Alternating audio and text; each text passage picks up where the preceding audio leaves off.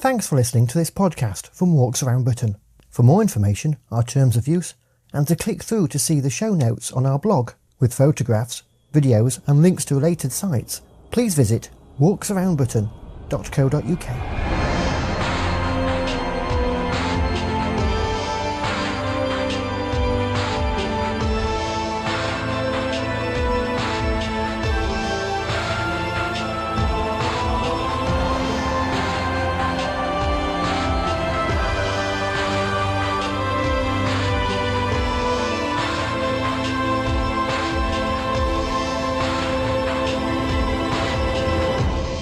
On the 7th edition of the Walks Around Britain podcast, we go for a walk with Winnie the Pooh through Ashdown Forest.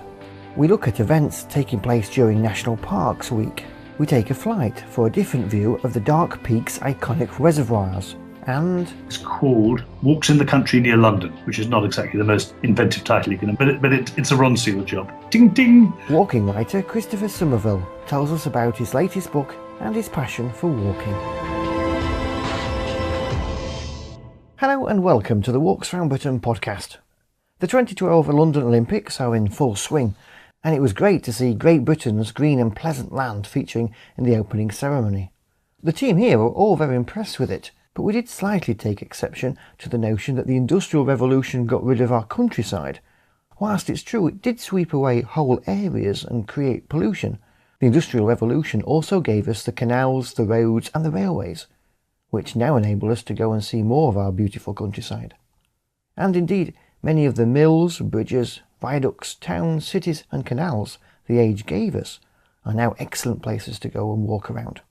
First, let's go off for a walk. In the 6th edition of the podcast, writer and blogger Tanya Oliver told us about the wonderful county of Sussex and explained her passion for the area. On this month's podcast, she's taking a walk through Winnie the Pooh country, Ashdown Forest.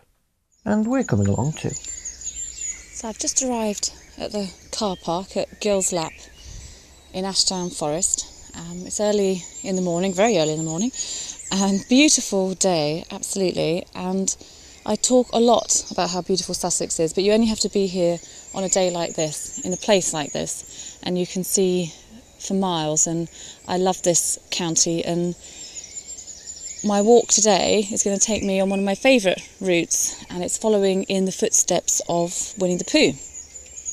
Ashdown Forest is about 6,500 acres of ancient heathland and woodland, and you can do a whole range of walks, short walks, long walks, or anywhere in between. The route today is only about 2 to 2.5 miles, but it takes in some really interesting sights, which is why it's one of my favourites, and you get to see a whole lot of different textures of this area. So as you head out of the car park, you're very quickly amongst the heathland, and it feels a very different place. The first stop on this walk is the Enchanted Place, and Christopher Robin and Winnie the Pooh decided it was the Enchanted Place because they couldn't count whether there were 63 or 64 trees in the area. It's basically a group of beautiful tall trees. But also, and more importantly if you want to sit down, there were no prickly bits, so it made a much more comfortable place to sit, and you can't really argue with a statement like that. Ashdown Forest has got such a rich heritage, and you can see the old manor houses. I mean, it was a hunting ground for Norman times, and it's nice to kind of picture what it would have been like here all those years ago. And the sun is shining, it's warm even though it's early in the morning, and the sky is blue, so I feel like a very, very lucky walker today. So as you move away from the Enchanted Place and continue the walk, within a few minutes you're amongst all the beautiful gorse and the pine trees, and actually you could be in the middle of nowhere, yet it's only a few minutes from civilization. I really love that about Ashdown Forest. And as I walk off the main path on a smaller route, I'm heading towards the Heffalump Trap. Now, not all walks can boast a Heffalump Trap, but this one can, and it's beneath the lone pine, and it's where Piglet tried to capture the Heffalump. Now, I'm just making my way into the Heffalump Trap, no comments please, and it's very hard to imagine, I know it's a story, but it's very hard to imagine someone as small as Piglet digging out a hole this size to capture the Heffalump. And actually there's a debate about whether this is where the trap is or whether it was somewhere else, but it seems as good a place as any. Now, what's really amazing is to think about how this place inspired such wonderful stories by A.A. Milne and the illustrations by E.H. Shepard. And although Ashdown Forest is really extensive, this part here feels quite intimate and mystical.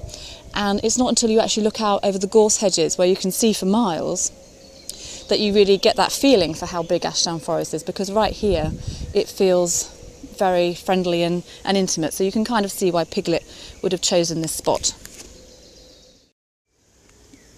I'm just leaving the Heffalump trap now, and there's a sentence I never thought I'd say.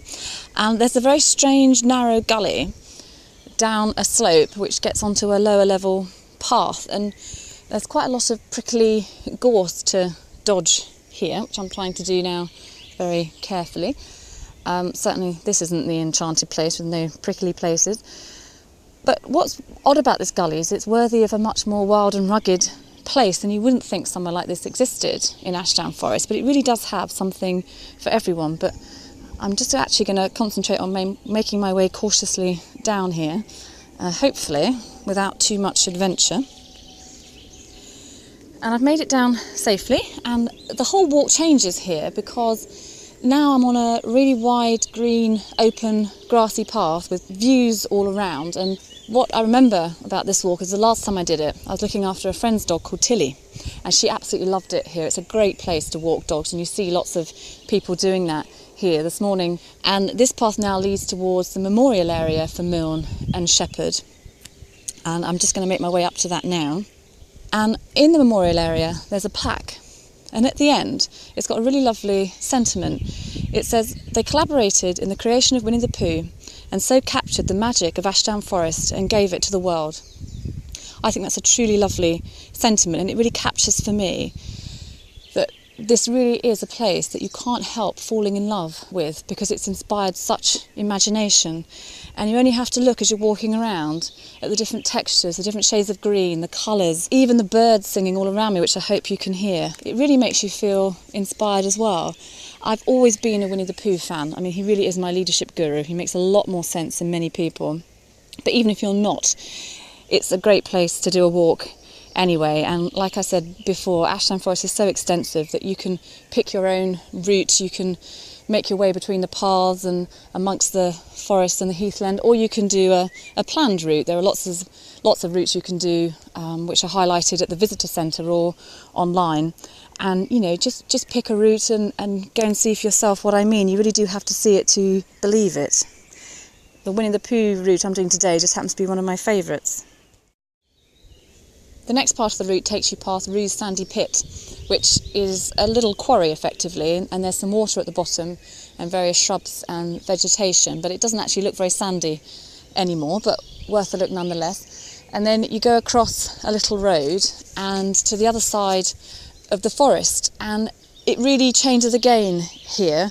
And whilst all the sites have been quite close together until now, here it really opens up, and you're hit with this wide view across the heathland and towards 100 Acre Wood, which we'll come on to in a minute. But the first thing you notice is that you start to walk amongst the really tall trees, unlike the heathland before. And I chose wellies today actually, because despite it being a beautiful day, there's been some rain in the last few weeks and I wasn't quite sure what to expect, but it's actually been fine. It hasn't been muddy at all, but nonetheless I have fabulous pink wellies, so it's a very good excuse to use them. And as you emerge from the tall trees and you start to look out again over the heathland, what strikes me every time I do this walk is that whilst the expanse of heathland is so wide, there are just the occasional solitary or in groups of 2 or 3 trees, very tall trees, just in the middle of the heathland, and that's quite strange. I haven't seen that anywhere before, and it's really quite special.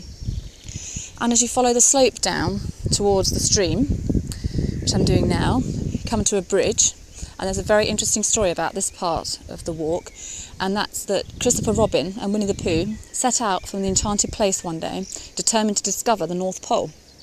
And this is where they found it. Now, it may come as a surprise to some that it was actually Christopher Robin and Winnie the Pooh that found the North Pole, or indeed that it's in Sussex. But there you go.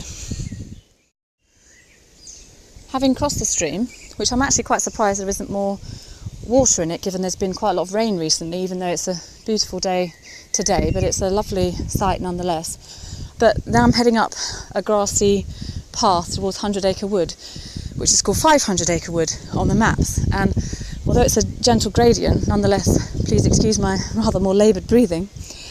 And although there's a whole lot of trees in 100 Acre Wood, a whole different variety, what you can see predominantly from the side I am are the pine trees. But I'm pleased to say that once you get to the top of the slope, my route heads on a more level path and actually heads away from 100 Acre Wood. And you can see back across the route that I've done today. And this more flat path I'm on now is at a much higher level. And there really are some wonderful views. And if you come to Ashdown Forest, I would seriously recommend that you go to the visitor centre, because it really captures the history of Ashdown Forest, because it's not just Winnie the Pooh it's famous for. There was Radio Aspidistra in World War II, and many, many, many years before that it was famous for the iron industry. And the Ashdown Forest Visitor Centre captures all of that, but also captures what the different types of trees, different animals, etc. are much more effectively than I ever could. But you can also pick up leaflets there for the different walks that you can do. I really like exploring the history of places when I walk there, and even if it's somewhere I've done before, I kind of always learn something new. One of the things I love about this area is the little village of Hartfield, which has great cafes and pubs and an excellent Winnie the Pooh shop. But as well as that, Hart in Old English means deer. So Hartfield is filled with the deer. And Ashdown Forest is famous for having deer. And like I said earlier on, it used to be, from Norman times, a hunting ground. Now, I've never actually seen deer there, but they do run around wild and free. And I know several people that have seen them, so I live in hope that I will one day. As I follow this high-level path through the forest, though, or through the heathland, I can see all the gorse around me now, back in gorse territory. And you can see the whole vibrant yellow colours, and actually there are still some bluebells around, but the gorse is much better and much more beautiful in the autumn. It really then is at its full bloom, and it's a really beautiful contrast between the greens and the yellow gorse, so that's totally worth a visit.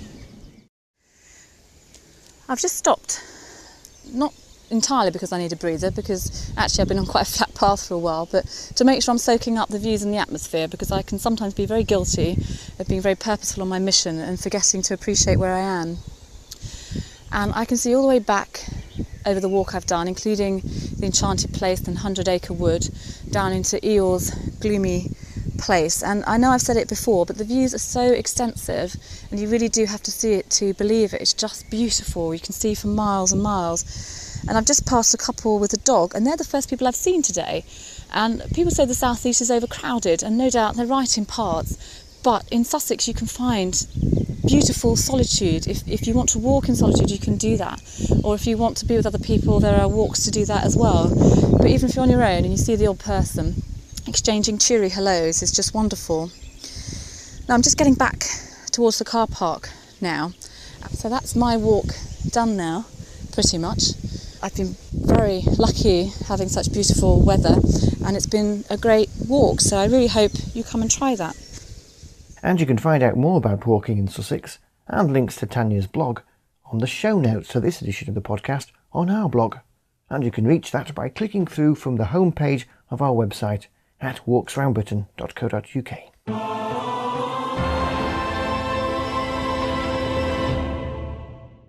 This year's National Parks Week in Great Britain is between the 30th of July and the 5th of August. So if you're listening to this podcast as soon as it's made, we're right in the middle of what is an event and activity-packed week. All of the 15 national parks have a distinct and different character, from the water that is so evident in the Lake District National Park to the mountains and the snow of the Cairngorms. One national park which has even more reason to celebrate this year is the North Yorks Moors, who are celebrating their 60th anniversary this year. The park has a range of events during National Parks Week, including many for children. And Heather McNith from the National Park went to one event earlier this year, which is happening again on Sunday the 5th of August. Here in the National Park, we have lots of exciting events going on in National Park Week. including National Park Animal Olympics Games on Sunday the 5th of August at the Moors National Park Centre at Danby.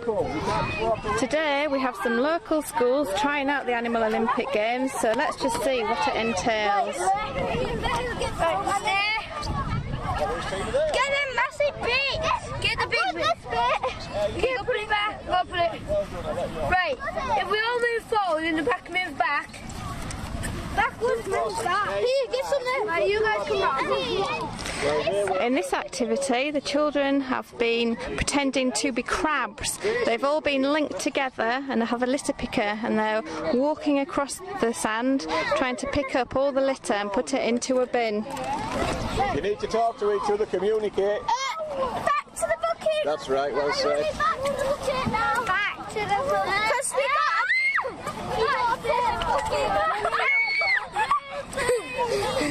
Come on, look over here! What are you doing? They're cheating!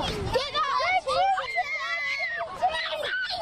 Can you tell me what you've been doing, please? Well, all of the USA children have all been linking together with arms, like the people next to you and the people behind you, and some people have had been a litter picker and tried to pick up little pieces of paper that's surrounded by the floor. And it was very, very hard. So were you pretending to be like a crab, all linked together and walking sideways? Like all of them litter pickers are like the crab's arms. Yeah, well done, thank you very much. On the third. Can anybody see what it is? It's to do with the bottom part of it. Okay? We've been learning about the different birds, and we got given out cards with birds on, and we had to make the noise of that bird and find the teams, and then in our teams we had to go and find the right colour eggs and bring them back. And which bird were you? I was a lapwing and our noise was peewit.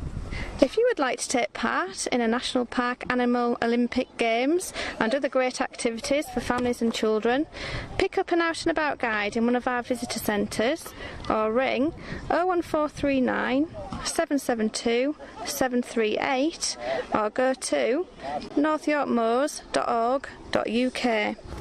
And there's links to the National Park Portal website on the show notes to this edition of the podcast on our blog.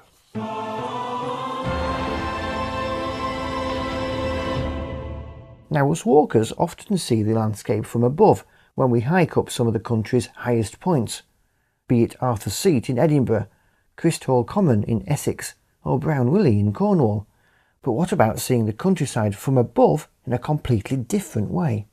Well, now there are many companies who offer pleasure flights at weekends in helicopters over some of the country's most scenic and iconic areas.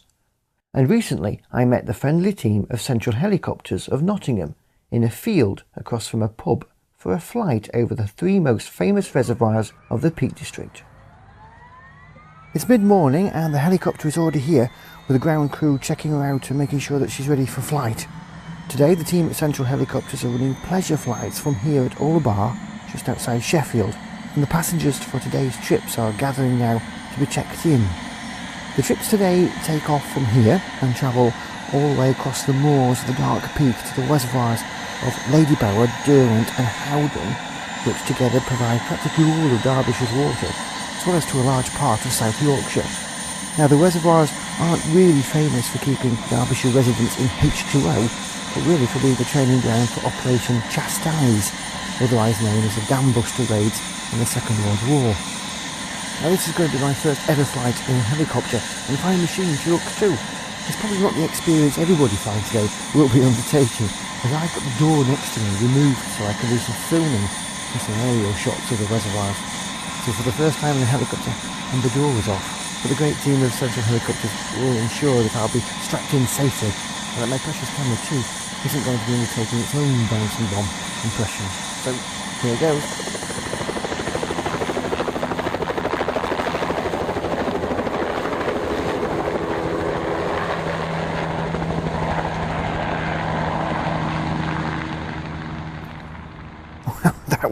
That was amazing.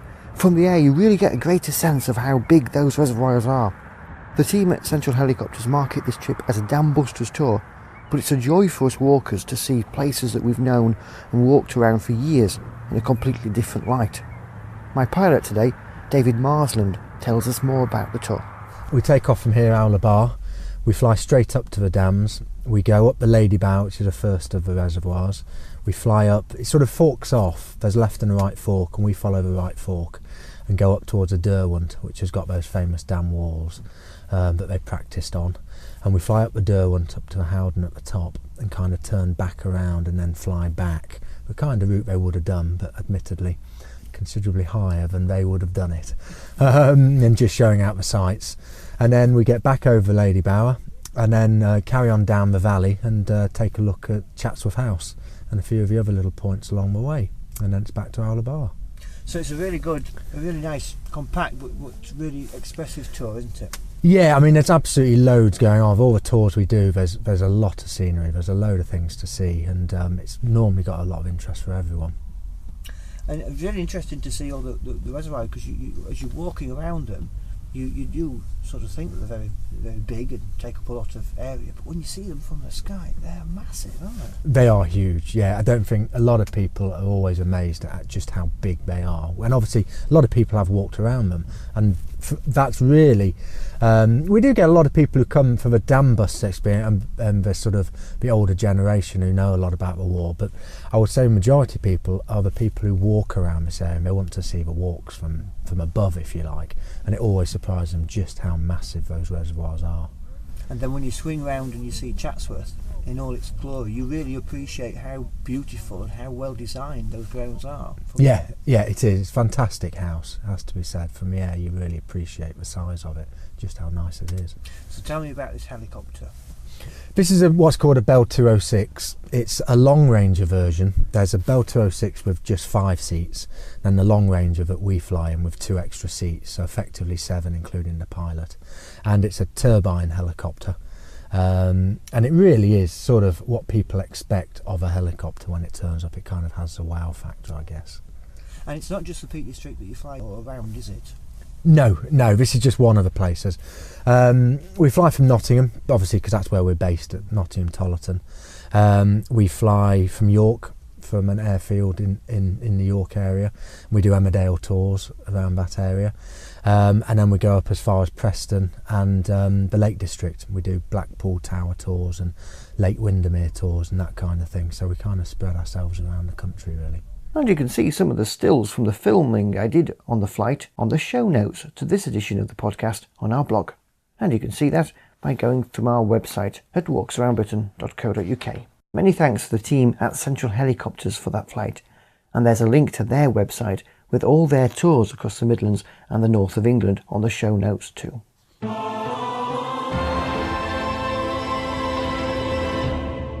Christopher Somerville is one of Britain's most prolific walking writers. He's the walking correspondent for The Times, writing a weekly walk for the newspaper entitled A Good Walk. He has also written over 40 books about walking in Britain, Ireland and other countries.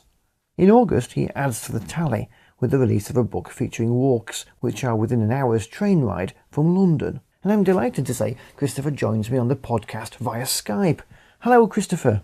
Hello, Andrew. Now, it has taken quite a while for us to collide together, hasn't it, to talk to you? So I'm glad we finally managed it. So where have you been walking recently? Well, recently, for example, I was up in the north. I walked to Holy Island from the shore. Yes. Up in Northumberland. That is a beautiful crossing of a wide tidal causeway where you climb up into little barnacle-encrusted refuges along the way if the tide happens to catch you. And you can see the castle on the crag and the ruined monastery remains out on the island as you go towards them with the big North Sea sky behind them. So that's a very beautiful walk. Then into the Northumbrian foothills at Elsdon for a circuit of that lovely village, to the Durham hayfields, and then to North Yorkshire for a round of Swaledale and Arkengarthdale. Very rainy day, which was a question of putting your head down and getting the miles and really enjoying those misty views. Yes. And finally, a climb of Rosebery Topping for a fantastic view over industrial Middlesbrough and out to the sea and so on. That's a little snapshot of a trip of 6 or 7 days, which my wife and myself with a walk every day, no matter what the weather, and trying to catch the season. make it extremely seasonal. How long have you been a walker? As a person who's gone walking in the countryside, I suppose about 45 years, something like that, 48 years. As a person who's enjoyed walking, because I didn't particularly enjoy it as a teenager, I suppose 40 years, something like that. And a person who's been making their living out of it, 30 years perhaps. It's a very interesting way to make a living, isn't it? I think so. I think I'm one of the luckiest people in the world, really, because I can get exercise, and that's not just for the body, but for the mind as well, and get paid for it. And I know that everybody who says, what do you do for a living exactly? You walk, and then they pay you for it. God, you lucky. It's people go green, and obviously there's a lot of hard work to it. And obviously, it's not just a question of skipping through the meadows saying hello sky, hello flowers, but it is a fantastically lucky thing to be able to do, because you're out here, particularly in the UK, which is most of my field of operations nowadays. As people always say, now you've done 30 years of walking, haven't you walked everywhere? And the answer is, yes, I walked that valley, but if I'd gone the next valley over, that's a place where I never have walked. So, you can never run out of walks or sort of disengage the gear which says I'm very interested in doing more. But there's so many places in the UK to walk, and the variety is fantastic too. I haven't been all over the world, but I would say that for our size, a relative size, we're probably the most interesting and varied country in the world, for particularly for walking, because we have this absolutely unique selection of footpaths, which are now, a lot of them are kept open, as you know, by the volunteer members of the Ramblers Association and by other people who just go out with their secateurs, snip, snip, snip, on a Sunday. Yes. And really, if we didn't have those people, and people like Kate Ashbrook of the Open Spaces Society and other sort of people who keep the cause in the public mind all the time, these footpaths would be overgrown and lost. One of the greatest pleasures is being able to open an Explorer map and stick your finger down and say, I'm going to walk there today, and under your finger will be a footpath, because we've maintained them and sustained them and kept them open. We've had activists insisting that we do that over all these years. There they are, and they're written down on the map. All other countries envy our maps and our footpaths. Perhaps we don't understand that quite enough in this country. We are the envy of the world as far as walking is concerned. A lot of people have a misconception that walking is all about climbing a fell or a mountain. But there's a lot of great walking to be had from our towns and cities, isn't there? Oh, completely. I live in Bristol, and I went walking yesterday at Castle Combe. We had a dappled walk, about 8 miles, just round through the valleys. It was beautiful. So one of my favourite walking counties is Essex, which is a county which most people would pass by without even looking at it, because they think Essex is one thing. They have this popular misconception. It's absolutely beautiful out there. Within an hour of central London by public transport, yes. You can be right out there in the muddy creeks with the shelduck and the geese and the big skies, nobody around. I think walking is really, it sounds a bit sort of psychogeographical to say so, but it's a state of mind, isn't it? So tell us about your new book. Oh, this was a book that I first published 8 or 9 years ago, perhaps. It's published by New Holland. It's called Walks in the Country Near London, which is not exactly the most inventive title you can imagine, but it's a Ronseal job. Ding, ding. And it's 25 walks within an hour by train of central London. So they're all from railway stations, and they're in Kent, up among the apple orchards and the Blossom on the River Medway. They're in Surrey, along the North Downs Way, in the woods there. In Buckinghamshire, Leafy Bucks, and then up on the Chilterns in Hertfordshire, and again round into Essex now along the creeks. These are just examples I'm giving. So you've got all this different variety of landscape. And I suppose the point of the book was you think about all those people, potential 9 million walkers in London, who are feeling trapped in the city, and the fantasy is to go out there and have a 8-9 mile walk, 5 mile walk, 10 mile walk, make it a round walk, make sure you can't get lost, fantastic pub on the way, pop into a Norman church and look at the lovely stained glass windows, hang over a gate and look at a field of orchids, or that kind of a thing that you think about when you're stuck at the top of your office building. So that was the idea of it, and it sold pretty well when it first came out. So they've decided to reissue it. So I've taken out 3 walks which were valid at the time, but now with all these what I call fat cars on the road and 4x4s, and I've taken out 3 of the walks which I thought were dangerous now, and I've replaced them with walks which I know are perfectly good to do.